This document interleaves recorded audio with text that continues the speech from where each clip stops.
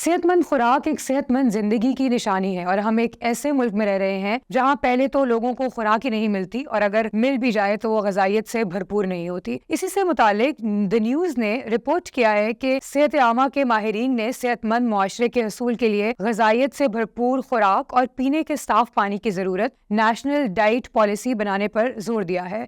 The news के मुताबिक माहिरीन का कहना है कि पाकिस्तान में 70% सेहत के मसाइल की वजह नाकिस ग़िज़ाइयत और पीने का गैर महफूज पानी है। एक और जगह गेन के नुमाइंदे फैज रसूल का कहना है कि 82% पाकिस्तानियों को ग़िज़ाइयत से भरपूर खुराक तक रसाई हासिल नहीं है। इसके बावजूद हुकूमत पॉलिसी से लाताल्लुक है। According to the constitution of Pakistan, साफ पानी और साफ खुराक हर शहरी का एक बुनियादी हक है।